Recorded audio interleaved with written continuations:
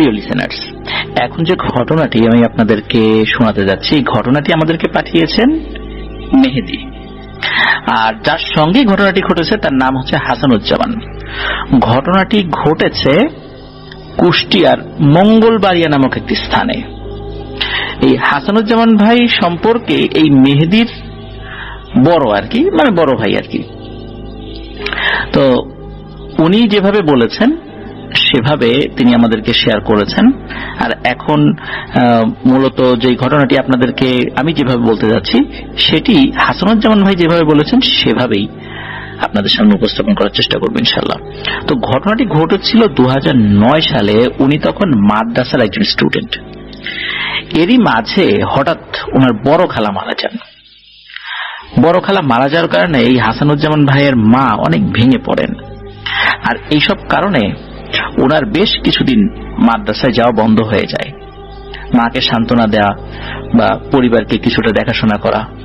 এদিকে ওনার মাদ্রাসার যিনি উস্তাদজি ছিলেন তার নাম হচ্ছে ইউনুস, সবাই ইউনুস হুজুর নামে তাকে চিনতেন।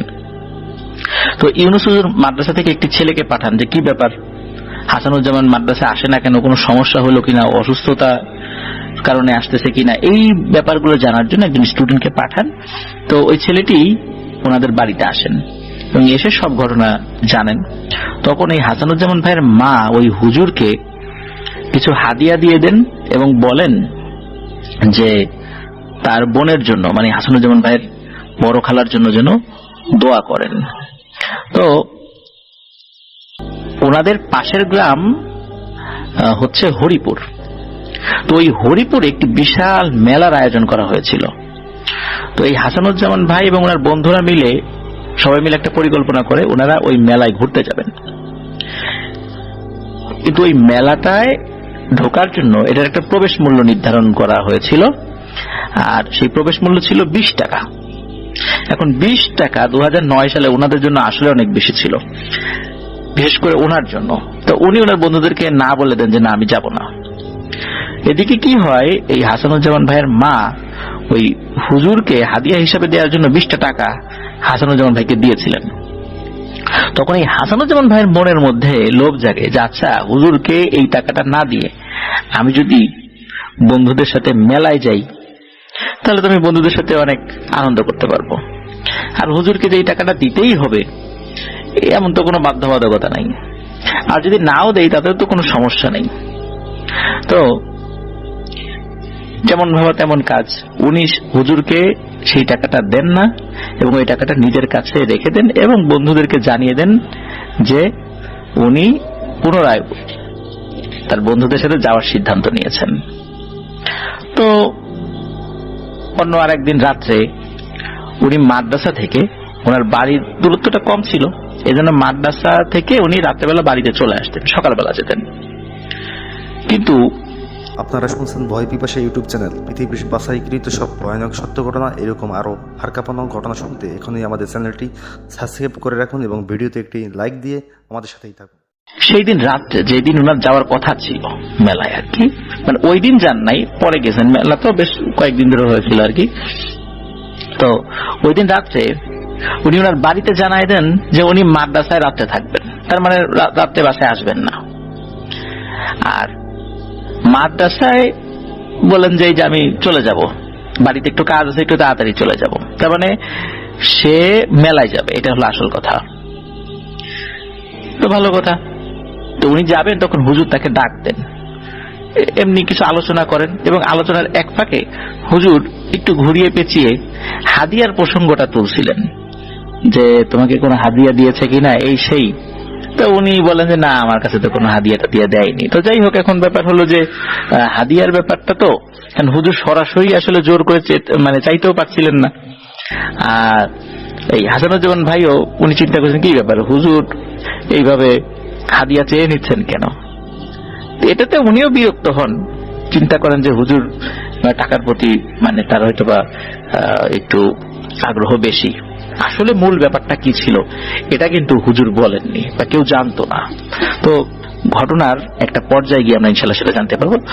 আচ্ছা, যাই হোক, তো ওনাদের গ্রাম থেকে ওই হরিপুর, যেটা ওই হরিপুরে যেতে হলে কি নদী পার হতে হতো। নদীর সাথে একটা বিশাল বট গাছ ছিল। তো মাদ্রাসা থেকে ওখানকার পথ পায়ে হেঁটে 10 মিনিটের মতো সময় লাগে আর কি। আর ওই মেলায় যেতে ওরা 30 মিনিট লাগতো টোটাল সময়, নদী পার হয়ে এখানে যেতে আর কি, টোটাল সময় মিলে আর কি এরকমটা সময়। তো উনি রাত 8টার দিকে মাদ্রাসা থেকে বের হয়েছেন, তখন গরমকাল।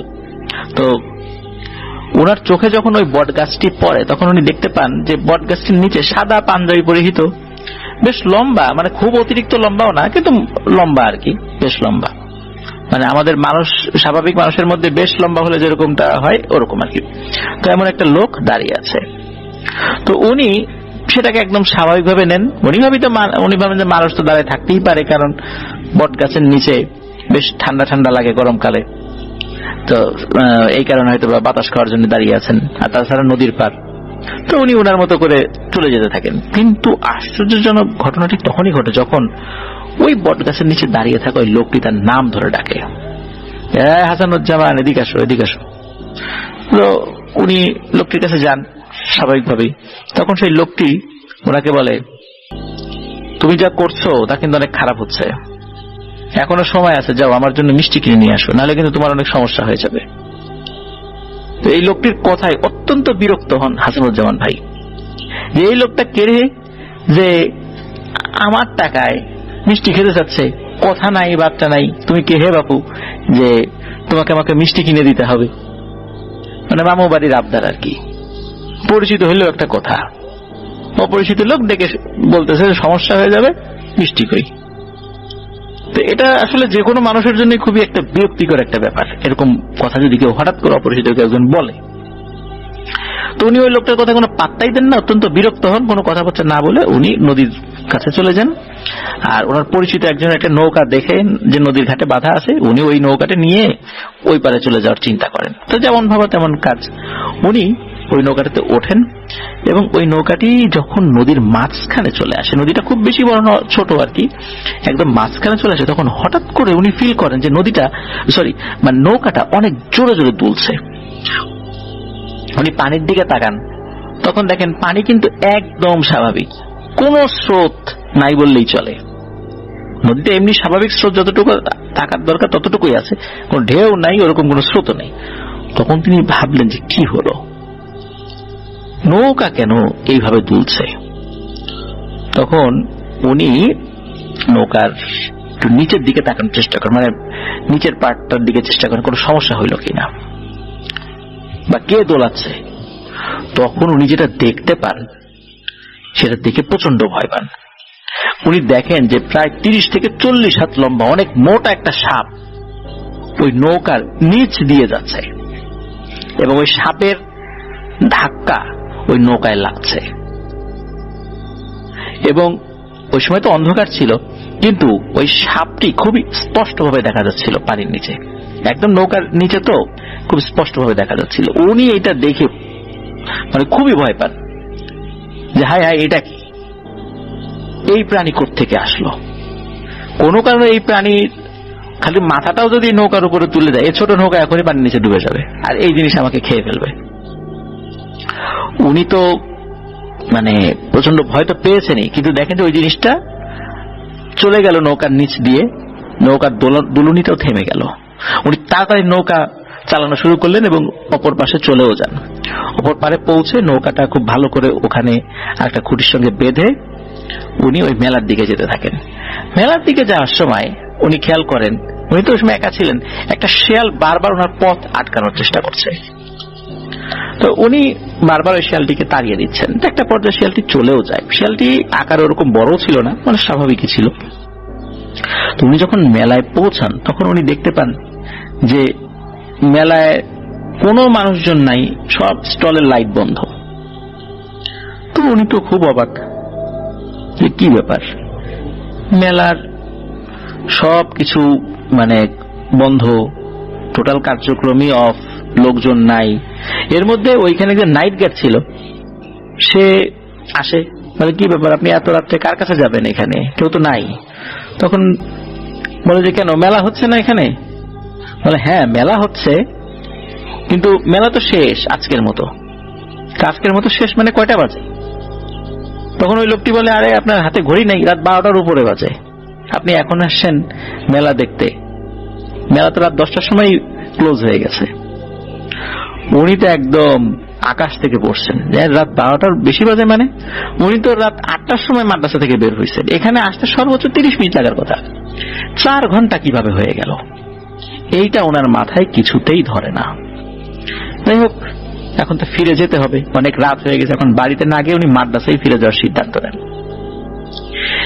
তো যাই হোক, উনি আবার সেই নৌকার দিকে যেতে থাকেন। যাওয়ার পথে কোনো সমস্যা হয়নি, স্বাভাবিকভাবে চলে যান, পথে কোনো ভয় ভীতিও তিনি পাননি, কেউ তাকে ভয় দেখাতে আসেনি। তো উনি নৌকার ঘাটে এসে নৌকাটা যথাস্থানে পান, আবার ওই নৌকাটা নিয়ে অপর পাশে যাওয়া শুরু করেন। তো যখন উনি মাঝ নদীতে এসেছেন, তখন তিনি দূর থেকে দেখতে পাচ্ছেন ওই বট গাছটার নিচে ওই যে লোকটা যার সাথে দেখা হয়েছিল, সাদা পাঞ্জাবি পরা, মিষ্টি খেতেছে, ওই লোকটা দাঁড়িয়ে আছে। তো উনি তাকে দেখেন, দেখার পরে অবাক হন না, চিন্তা করেন যে এই বেহায়া লোকটা এখানে দাঁড়ায় আছে এখনো। আপনারা শুনছেন ভয় পিপাসা ইউটিউব চ্যানেল। পৃথিবীর বাছাইকৃত সব ভয়ানক সত্য ঘটনা, এরকম আরও হারকাপানো ঘটনা শুনতে এখনই আমাদের চ্যানেলটি সাবস্ক্রাইব করে রাখুন এবং ভিডিওতে একটি লাইক দিয়ে আমাদের সাথে থাকুন। উনি নৌকা নিয়ে তীরে পৌঁছান, নেমে আবার ওনার পথে উনি হাঁটা ধরেন। তখন ওই লোকটা আবার ডাকায়, এই হাসানুজ্জামান এদিকে আসো, এই আমার মিষ্টি কই? তখন উনি মুখ খোলেন, কারণ প্রথমবার তো কিছু বলেন নাই ভদ্রতার খাতিরে। তখন তিনি বলেন যে, আমি আপনাকে চিনি না, জানি না, আপনি আমার কাছে মিষ্টি চাচ্ছেন, আপনাকে কি আমি মিষ্টি দিতে বাধ্য? নাকি আমার কাছে মিষ্টি পান? নাকি আমি কখনো আপনাকে বলেছিলাম আপনাকে আমি মিষ্টি খাওয়াবো? তা আমার নিজের পকেটের টাকায় আপনাকে আমি মিষ্টি খাওয়াতে যাবো কোন দুঃখে? এই কথা বলেন। ঠিক তখনই ওই লোকটা প্রচন্ড জোরে মেরেছে এক চর ওনার মুখে।